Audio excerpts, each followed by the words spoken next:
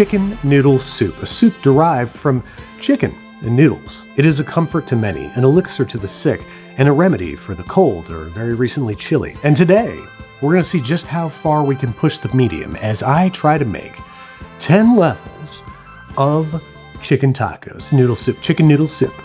10 levels of chicken noodle soup.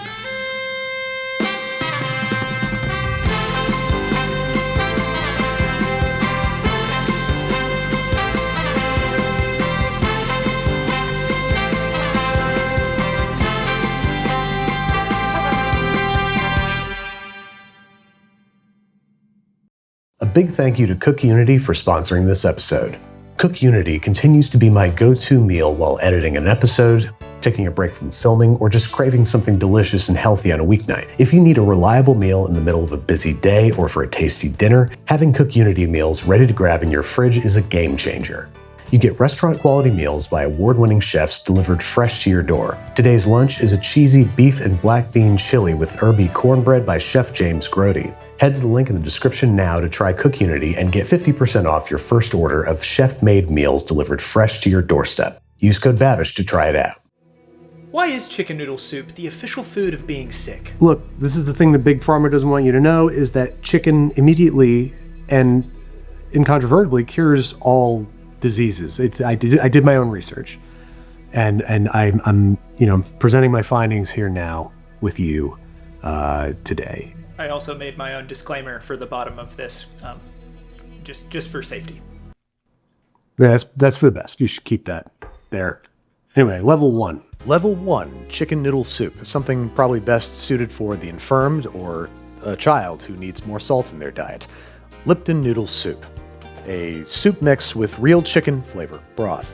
You might notice that the word flavor is very, very small to throw you off the scent that this contains no chicken. These kinds of noodles only cook up either massively undercooked or soft enough to swallow without chewing. You decide. And I have a soft spot for Lipton chicken noodle flavor soup. It's what my mom would make for me when I was sick sometimes. It's a very familiar smell and flavor and look. So I'm gonna have a hard time being too mean to this, but I think we can all agree this is probably the lowest expression of chicken noodle soup. Wait, hold on. So this little packet is 4 servings, which means that if you ate the whole thing, that you would take down more than 100% of your daily sodium. This contains more than all the sodium you're supposed to eat in a day. And I don't think I've ever eaten less than 1 packet. It's a miracle I survived childhood. Now to make this stuff, we have to bring a frankly incredible 4 cups of water to the boil. In goes our little packets. All right, now that cooks for 5 minutes before serving. There we go. It's beautiful. It doesn't smell the way I remember. It doesn't smell like nothing. Oh, it mostly tastes like salt and this completely imagined chicken flavor. It's like you described the way chicken tastes to somebody and they recreated it in a lab. The noodles are surprisingly not over or undercooked. They're actually not bad, but they're so small that just sitting in the hot broth for more than a minute, they're already getting soft. Oh, what is that flavor? Something's changed. I remember the smell of this wafting up from the kitchen when I was sick in bed. I remember that.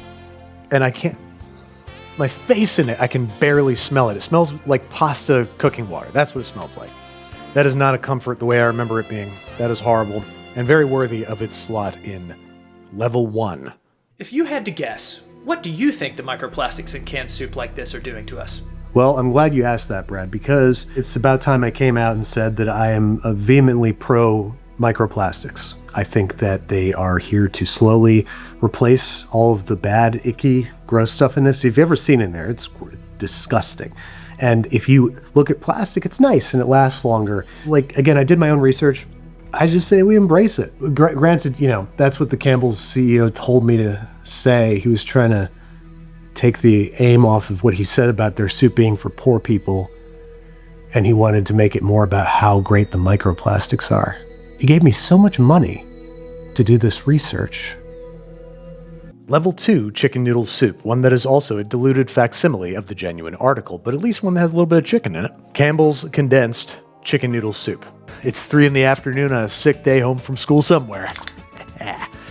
True to its name, Campbell's chicken noodle soup is condensed, so we need to add 1 can of water. So something that's confusing to me, as prepared, this makes 2.5 servings, 20 some odd ounces of soup. Let's call it 21 ounces of soup. And in that entire serving, there's 7.5 grams of protein. For reference, you're probably getting the exact same amount of protein by volume just drinking homemade chicken stock. And this has chunks of chicken in it. So where's all that protein? Where's it gone? Forget a ladle. Let's just dump this guy in. Okay. And it at least kind of resembles chicken noodle soup. You can see noodles. You can kind of see some chicken. Also, I don't know whose idea it was to use strands of spaghetti, but they can really go piss up a rope. I don't even think it was ineptitude. I think it was cruelty. I think it was a cold-hearted attempt to make people feel like I don't even deserve this soup if I can't get it in my stupid mouth. The broth is starting to taste like actual chicken. The chicken tastes like chicken. I wish it weren't so repulsive to look at, these horrible little chunks. As you might imagine, the noodles are complete mush. I can't blame them. They're canned noodles. There's no way they're going to be like a pleasant, bouncy texture the way that you want pasta to be. But it doesn't make this any more enjoyable. I was really hoping this would melt away my proverbial adult snowman and reveal the child inside, but nope, that child remains dead with every scoop of spaghetti that I can't pick up with a spoon. Definitely a level 2 chicken noodle soup. Chunky is a gross word. Why use it to sell food? We've encountered this in past conversations, Brad. You think that chunky is a gross word. However, there's an entire line of soups, Campbell's Chunky. There's a Candy Bar, the Chunky. There's Chunky style puke. I mean, soup is very puke-like, because what is puke but semi-digested food? And what is soup but food that has been sort of semi-digested for you? It's heavily cooked, and it's in a liquid to help it stream right down in there. I did my own research, and it's actually perfectly safe to eat puke. They call it Campbell's Chunky, and it's up next. Now it's time to chunk things up with Campbell's Chunky, a non-condensed soup. No water necessary, just dump it. Oh, the smell of canned soup. I don't care how tasty it is. It comes out of the can smelling funny. All right, these chunks are all chunked up and ready to chunk. There we go. The broth definitely has a deeper, richer flavor. There's lots of lovely chicken fat floating on top, and that just kind of hits your tongue, coats your mouth, and just gives you this rounded chicken flavor. So it tastes like chicken. These chicken chunks have been chopped and formed. They are an emulsified product. You see how there's kind of like bubbles formed in it? That's from the chicken meat being effectively liquefied. Probably some real chunks of actual chicken thrown in there. The whole thing gets formed, cooked, and then chopped. That's my best guess. The chicken has like a spongy, slippery texture to it. It's definitely unpleasant. And it really only tastes like the broth, which is to say that it tastes like chicken, but I feel like it's being flavored by the broth and not the other way around. The vegetables are mush. The noodles, less mushy than the condensed counterpart, and actual, spoon-shaped scoopable noodles, like, egg noodles, the way that chicken noodle soup's supposed to be. But they're still very, very soft. And again, it's a canned soup. You can't get good noodles out of it. This is a huge improvement, but there's a bitterness to the back end of it. After you eat a bite, it kind of reminds me when I overcook stock. The minerals and the marrow and all, and the not blood, but some kind of globin leaches out of all the bones, and you end up with this kind of bitter, bony flavor. And that's what this has. I think that some aspect of it has been cooked to death, and it's given it this weird, bitter back end. Better flavor, better texture, still a far cry from the original. I've definitely drank gallons of this stuff back when I was in college and in my first apartment, and I needed to eat out of cans to stay alive. But the moment you get to start eating non-canned foods, you forget that this ever existed. Pretty lowly expression of the medium.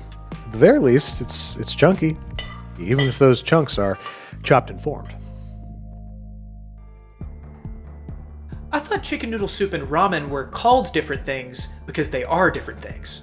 Where'd I go wrong? So many things in this world are called different things, but they aren't different things. You might call an oven a hot box. You might call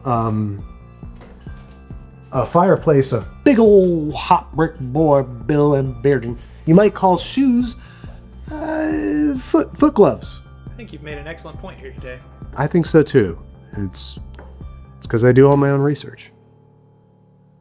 Next up, packaged chicken ramen. It is chicken flavored and there's noodles. So guess what? It's chicken noodle soup. I don't know why, but ramen that comes in a round puck, I just assume it's going to taste better. Oh my God, there's 11 kinds of packets. Why are there 2 soup bases? All right, that's chicken flavored for sure. This looks like beef. Oh no, it's the spice. Okay. Yep. I forgot these are spicy. All right, I've got 2 cups of water at the boil, to which I'm going to add the soup bases. Mix. Let's add our flakes and cook that for 3.5 minutes. And here it comes. Let's see what ramen does for chicken noodle soup. It's really tasty. Where'd you go? It's definitely an improvement on like top ramen. Oh, I like the spice. The spice is very welcome. Definitely a chicken bouillon flavor, but way better than Lipton stuff. That I don't know what that tasted like, but it wasn't chicken. This tastes like meaty, spicy, tons of herbs and flavors and aromatics. As far as being chicken noodle soup, it is. Packaged chicken ramen. Pretty awesome. Pretty good. I thought chicken noodle soup was supposed to warm your soul. Why then would I eat it refrigerated? Oh, you'd never eat it refrigerated, Brad. I mean, you could, but if you follow the directions on the package, it says to either microwave it or heat it up on the stovetop and then immediately put it in the trash. Oh. Because it's, well, stay tuned. Next up, our very first non-shelf stable option, refrigerated chicken noodle soup. Most grocery stores have their own brand of this, but by far the most available is Panera. Let's see what it tastes like. All you got to do is heat and eat. I'd hope that this is the same product that they sell in Paneras, but it's a big company, so I'm guessing there's 10 different legal and cost-saving reasons that this is not the exact same formulation. So let's see what it tastes like. Let's plate it up. Oh man, that smells weird. That smells really weird. Oh, it smells turned. It smells like if I had made this, I'd throw it away. What's going on? All right, let's try some of the broth. Oh, hold on. It can't be that bad. No way. Really? Okay. Be kind. Be open. Oh, it tastes turned. It tastes off. Hang on. I'm going to check the container. No, it's good for another month and a half. Refrigerated soup that is good for a month and a half. I don't know. The broth has a lot of tang to it, and not in a pleasant way. It's not like lemon. It's like just acidity. I don't know how, but the noodles are better than canned. Because this has been, again, it's been cooked, it's been cooled, it's been stored. These noodles should be sogfest. I don't know what they do to them to make them still have a bit of bite to them, but it can't be in harmony with nature and God's plan. Got some chunks of actual chicken. It appears to be all breast. I don't see any dark meat. And it tastes and feels like it because it's dry as a bone. Even the broth is just full of shreds of white meat. And what that translates to is a whole bunch of dry, pulpy texture in your soup. Every bite you take is like because of all this dry chicken. Let me try a carrot. Flavor aside, the carrots have no discernible flavor of their own, but they do have a bit of a fresh vegetable bite to them. They taste like they were carrots that were simmered for 45 minutes in a soup. Let me try the celery. Oh, that celery tastes like rotten food. It tastes like rotten food. That's where the flavor's coming from. Ooh, regrettable, repugnant. Whew. This was meant to be a demonstration of refrigerated soups at your local grocer, and maybe Panera is not the way to go. Maybe go with the store brand version. You're probably going to have a better result than that. The celery in this tastes toxic, and not in a good way like a Britney Spears song. In a bad way like it's bad for you.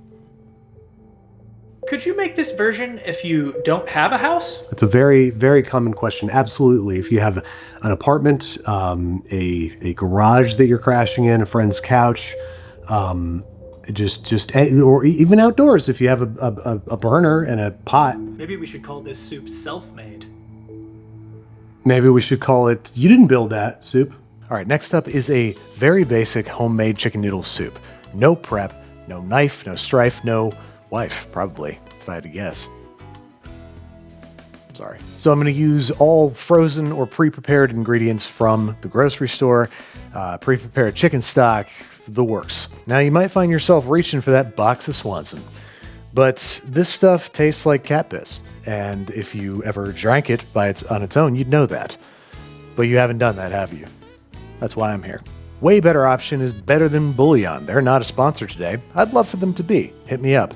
This stuff, dollars to donuts, is the best instant home stock solution available. It actually tastes like chicken. It's very simple. To make some stock, you just use a teaspoon per cup of water. Bring that up to a boil. Now for the vegetables, I have these frozen soup vegetable mix. It's definitely more than what's normally prescribed in chicken noodle soup, but again, we're talking zero prep. There's not too many options out there. There is frozen mirepoix available, but so hard to find, I couldn't find it. Now for the chicken, we have a grocery store rotisserie chicken. This way we can get some dark meat in there. So got our rotisserie chicken, which I'm gonna shred. All right, now to the simmering stock, just enough frozen vegetables. And then we really just need to heat this meat through. So let's just add it to the pot. And of course we need noodles. Going with the cheapest ones I could find, light and fluffy medium. Enriched egg noodles. Probably all comes together in about 10 minutes, which is pretty awesome. Like, probably takes 5 minutes to heat up a can of Campbell's soup, but let's give it a try. That tastes like a perfectly serviceable homemade chicken noodle soup. It's about 10 billion times better than anything out of a can. The noodles are perfectly cooked because we cooked them. The chicken is tender and moist because it was just cooked as a rotisserie chicken and then heated up, so it didn't have the chance to dry out. The broth is nice and clean and chickeny tasting, and it's been lightly seasoned with the fresh vegetables simmering in it. And sure, there's okra and corn in it, but, you know, for 10 minutes and only store-prepped ingredients that you just need to, like, take apart and put in a pot, it's pretty incredible. It's a great way to go. Our first homemade one.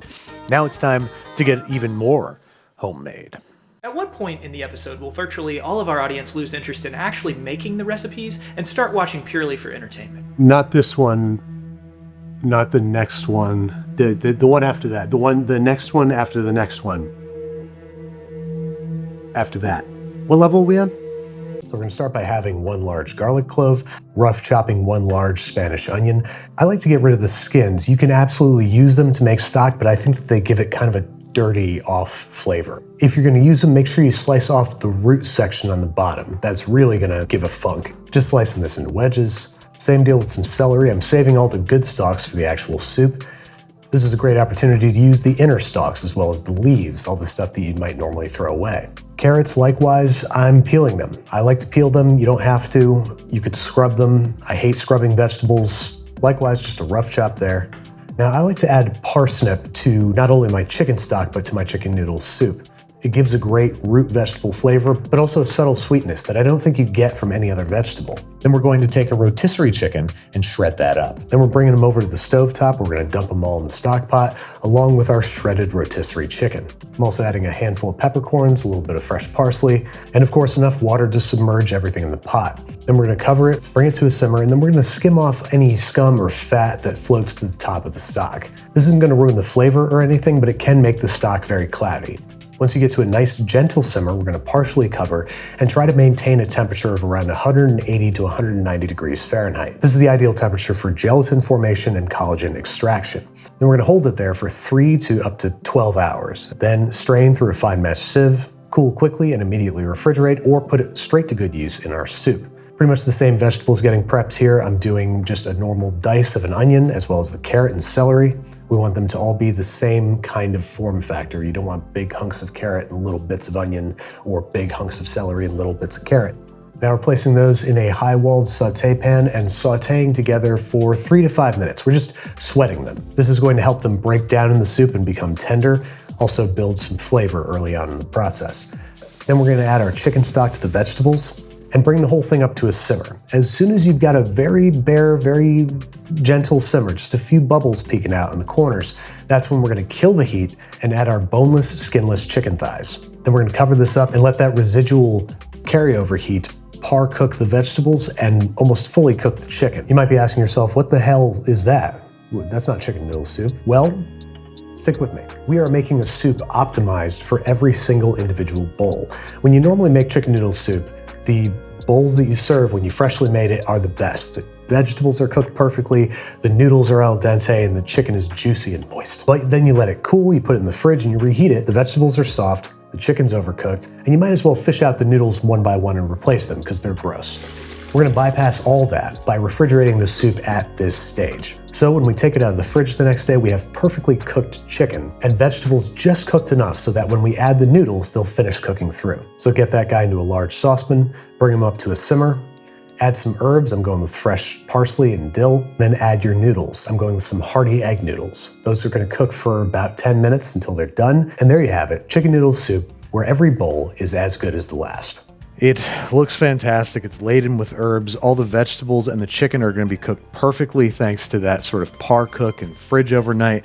And the veg, the carrots are completely soft, but they still taste like carrots. They don't just taste like the rest of the soup. So they have some of their own personality. The stock itself is laden with those really familiar herbs, the dill and the parsley. It's sweet. Carrots are naturally sweet, but parsnips add a distinct sweetness all their own. That's why I add them to all my chicken stocks, always. The noodles are cooked perfectly because we're not cooking them and then putting them in the fridge for leftovers. We're cooking the noodles fresh every serving. What you end up with is both the dictionary definition of chicken noodle soup, but also something that transcends how good you thought chicken noodle soup could be. It's functioning at the echelon of every level. Each bite is a little different and yet utterly familiar. Sure, it's chicken noodle soup, but it makes you take a pause. It makes you take a pause. What the hell is a matzo ball and what is it doing in my soup? Spoken like a true Tennessean there, Brad. I'm from Arkansas. Even better. A matzo ball is a ball made from matzah. Very popular in the Jewish community, put in soup. Now to make matzo balls, you could get matzo meal, but much more readily available is matzo ball soup mix, which is just matzo meal with some baking soda and some seasonings in it. So it's not like you're gonna do any better if you start from scratch. Follow the instructions on the package. I'm adding 2 eggs, and I'm gonna add some garlic powder, onion powder, and some freshly chopped herbs. This is gonna give it a little bit more of a homemade note. This recipe also calls for a 1/4 cup of oil. Mix it all together and let it hydrate. It's gonna be really gooey to start, and after about 20 minutes, it's gonna firm up and be a texture that you can roll with wetted hands. It's gonna stick to your hands unless you dip them in water, so make sure that your hands are wet before you roll each ball. I'm rolling them out to the size of like a ping pong ball, because they're gonna roughly double in size as they simmer for anywhere from 20 to 45 minutes, depending on the package instructions. Now in the meantime, I'm taking some of the leftover fresh herbs and adding some salt and pepper to them, just as a little garnish, just to drop on top right at the end there. Our matzo balls are all puffed up and floating. They look delicious. We're gonna dole them out and sprinkle some of our herb, salt, and pepper mixture on top. And there you have it, matzo ball soup, a simple but extremely effective upgrade. All right, let's try this out. Ooh, nice, dense. I don't know, there's something special about matzo balls. Are they better than noodles? Yeah, I think so. They make the soup eat more like a meal. It's almost like you have a main protein. They have this wonderful, bouncy, slightly chewy, but still tender and fluffy texture. And they're super easy to make. And they lend a whole new level of homemadedness to your soup. Is this technically chicken noodle soup? No. But What the hell is an avgalamano and what is it doing in my soup? well, Brad, avgolemono is a Greek soup that's thickened with egg yolk and brightened with fresh lemon juice. And it is one of the very highest expressions of soup. Thank you so much for asking. You're welcome. Thank you. You're welcome again. To make avgolemono, we're basically gonna make a chicken soup custard, which sounds gross, but it's actually very, very good. I'm combining 1 whole egg plus 2 egg yolks in a medium heat-proof bowl, along with the juice of 1 to 3 lemons, depending on how lemony you want things. Beat that together until it's smooth. I'm also gonna grate in a clove of garlic because this is a very garlicky soup and it's a fresh, bracing garlic flavor. Now what makes this a custard is that we're basically going to treat it like a custard, slowly ladling in some of our hot soup into the egg mixture, whisking constantly, tempering the eggs so that when we add them back in, they don't scramble. Those eggs can hang out for a second while the soup heads back over to the stovetop, where I'm gonna bring it to a simmer and add orzo and herbs. Orzo is the pasta of choice for this soup. Don't ask me why. Once the orzo is fully cooked, be sure to season with salt and pepper. and then slowly stream in the egg and lemon mixture while whisking constantly. Make sure the heat is on low. You want mostly residual heat to cook this, but if it's a little too loose, if there's a lot of foam on top, hit it with some heat, keep it moving, make sure it's not scorching on the bottom. It should thicken up ever so slightly, maybe to the texture of half and half. And there you have it, one of the easiest and undoubtedly greatest upgrades to chicken noodle soup. Avelemino, agvelemino, avgalemino. Just use whichever one of those sounds correct.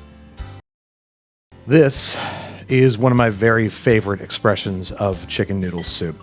The addition of the eggs gives it this velvety, hearty character, and the lemon just sets things off. Like, it's not in the front row, it's one of the background players, but it's bringing this beautiful balance to all that added richness. And orzo is the best way to get the maximum amount of pasta into your body. Almost not recognizable as chicken noodle soup, what you would traditionally call chicken noodle soup here in the Americas.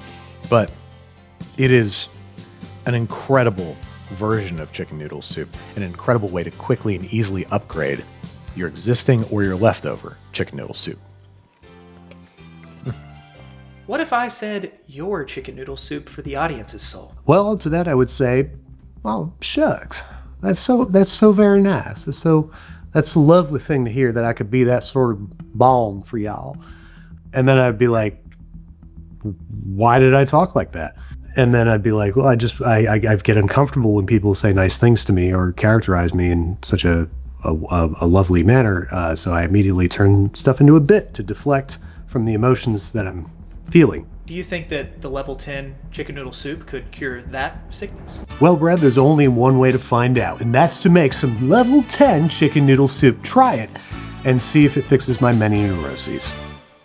So for level 10, I'm going to take a page out of Chris Young's book. He recently did an amazing episode on how to use a pressure cooker to make an incredible chicken stock.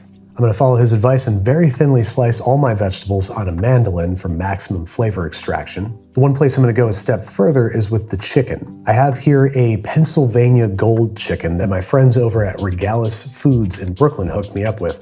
This is a heritage chicken in the style of those ultra yellow French chickens that are just the best in the world. And it better be, because this chicken was $44. I'm going to start by snipping out its spine. I'm going to break down all the dark meat and the bones into small, manageable pieces, and I'm going to reserve the breast meat for the actual soup. Everything else is going in the pressure cooker. Even the skin, which I'm going to render out first to get all that awesome chicken skin to saute my vegetables in. I think Chris would be proud. Once I've rendered out all the fat, I'm adding the vegetables, letting them sweat, letting them pick up a little bit of color. And I'm only doing half of them or so, because we really only need the Maillard. You don't need it on every surface. It can go on half. Add the chicken, add water, cover it up, and pressure cook it for 75 minutes, letting the steam release naturally over time. You don't want to turn the steam valve, because that's going to mix everything up and cloud the broth. So for the noodles, I'm going to make a version of an Italian soup noodle called passatelli. This is a kind of pasta that's made from breadcrumbs, parmesan, and eggs that are pressed, hence the name passatelli, through a passatelli press or a potato ricer for quick, easy noodles that work really, really well in a broth. So I got a nice loaf of Italian bread here that I'm going to cut up into 1-inch pieces, spread out evenly on a rim baking sheet, and dry in a low oven at 200 degrees Fahrenheit for about 2 hours until they're completely dry. Once the bread is completely dried, we're going to put it in the jar of a food processor and whiz it down into homemade Italian breadcrumbs, which I'm going to pass through a fine mesh sieve. This is just to make sure that I get a fine enough texture on my noodles. Normally this is a very rustic pasta, and this one is going to be a little bit more refined, if you will. 75 minutes later, and dear God, does this stuff smell like chicken. And you can see the unbelievable color, not only of the broth, but of the fat on top. It's almost orange.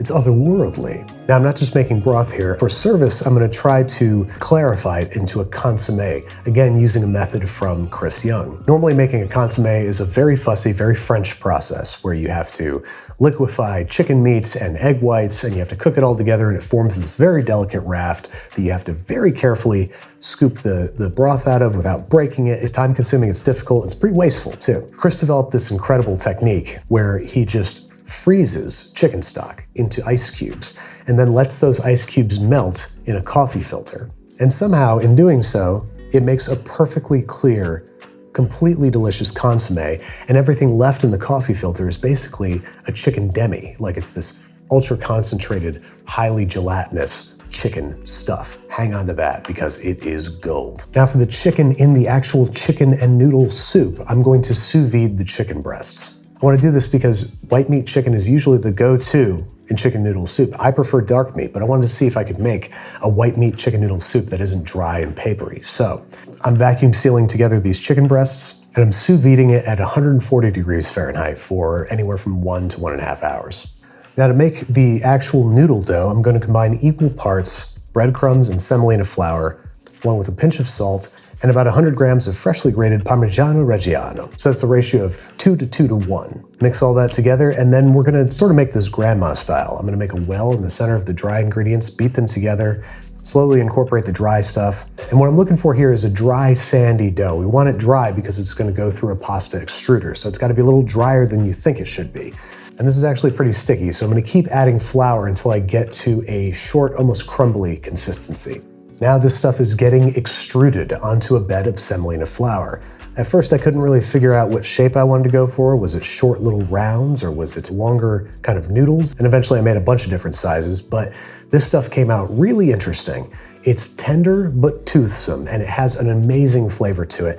Now I'm going for a suitably frou-frou presentation, so I'm going to very carefully dice my vegetables so they're all exactly the same size, well, roughly. I've got carrot, celery, parsnip, and turnip that I'm cutting into probably 1/4-inch cubes. These guys are getting blanched for anywhere from 1 to 3 minutes until they just start to get soft and then they're getting shocked in an ice bath. This is gonna give us vegetables that are fully cooked but taste only like themselves. So every bite is gonna be bursting with fresh vegetable flavor. Now for a decisive finishing move, I'm making an infused chicken schmaltz. Putting about a cup of the schmaltz in a fry pan, and then I'm borrowing flavors from pho. I'm adding some Vietnamese cinnamon, 1-star anise pod, some saffron just to be fancy, a couple whole cloves, maybe just 1 whole clove, a few green cardamom pods, and some whole coriander seed. Bring this up to a bare simmer, and we're just gonna let it cook and infuse with those flavors, no more than 5 minutes over very, very low heat. This stuff tastes unreal, like otherworldly good, but I also added a little bit of sesame oil to give it some richness and some diversity in its flavor. After a couple hours, I have a perfectly clear, beautiful chicken consommé and some goo. And what I'm doing here is I'm just putting it in a non-stick pan, not to cook it, but to chill it. I'm spreading it out into an even layer, and this guy's headed into the fridge so I can cut out little shapes of chicken demi, triangles and squares. Isn't that fun? Now the broth tastes beautifully of chicken, but just chicken and the aromatics that went into it. So I'm going to infuse it like so many fancy Michelin star restaurants do and pour it tableside, if you will. I'm adding 3 roughly chopped chives, a big old lemon peel, a couple hunks of fresh lemongrass, a little bit of fresh parsley, some fresh chervil, and some fresh ginger. I'm also gonna add a couple white peppercorns. This is apparently an essential. Add our chicken consommé and bring it up to a boil, then just let it steep. Meanwhile, our chicken breast is ready to come out of the bath. It's a little bit undercooked. 140 is a very challenging texture, but the hot soup being added will bring it the rest of the way. Now it's time to assemble. I'm starting with these little gelatinous cutouts of our chicken demi, around which I'm going to arrange our vegetables and some chicken cubes as well, cut to the same size. Each of those chicken cubes is getting a little bit of fresh dill on top. Now everything's pretty much ready to come together here, so I'm gonna cook our pasta for about 45 seconds, that's all it takes. Drain it, toss it with a little bit of butter, then I'm gonna start arranging those around the plate as well, using tweezers, of course. And normally you'd do this in a French press, but I don't have one, so I'm just straining out the chicken consommé and very carefully pouring it over top, trying not to disturb all of its delicate counterparts. Then I'm drizzling that infused chicken schmaltz right over top. A little bit of flaky finishing salt, and I've got some freshly ground pepper I'm gonna very carefully sprinkle over top. And there you have it, folks. What I very well imagine level 10 chicken noodle soup is like. Let's see if it's tastes better than it looks. That is intense. That is crazy. Oh, that oil is really unique. It brings all these nice warming spices that you're kind of used to with pho, but it's in a chicken noodle soup context. And pho is a kind of chicken noodle soup, if you ask me. Each vegetable tastes like itself. The carrots taste like carrots, turnips taste like turnips, celery like celery. They all have a nice firmness to them, but they're very, very soft. Parsnips, of course, bring in a lovely sweetness. Some fresh dill on top to light things off, and the chicken is so very tender. And this broth, shut up. It's delicious. Is it worth the 2 days of work? No. You can say that about most fine dining. That's why you go out to restaurants and let those guys do it. But some of the flavors here I'm definitely hanging on to. Infused schmaltz and that pasatini. I'm going to try to find every single way I can to incorporate Parmesan and nutmeg into pasta. Gosh darn it, that's good. If I were sick, I'd be healthy now. But I'm healthy, so now I'm basically a better person. That's chicken noodle soup for the soul. Forget the Bible. Found it. So, what do we learn here today, apart from some fun tips and tricks to incorporate in your chicken noodle soup, or some fun new recipes to try, right?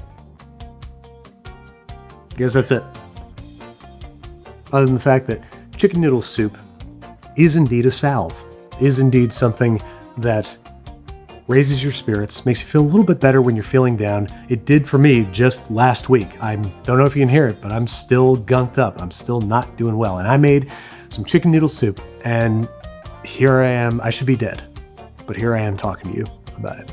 So do your own research. Trust no one. And make some chicken noodle soup. And do it with Babish. Thanks again to Cook Unity for sponsoring this episode. They have hundreds of dishes to choose from, with options for every dietary preference like vegan, keto, or low sodium. Lately, I've been repeatedly ordering the Singaporean chicken curry rice bowl by Chef Amy Pryke and Mom's Sunday sauce rigatoni by Chef John DeLucci. They also have a new fitness fuel menu where you can choose from a number of meals for functional nutrition. The variety and convenience of Cook Unity can't be beat, and the meals are all delivered in compostable, recyclable, or reusable packaging. Go to the link in the description to try Cook Unity and get 50% off your first order of chef-made meals delivered fresh to your door. Use code Babish and try it out.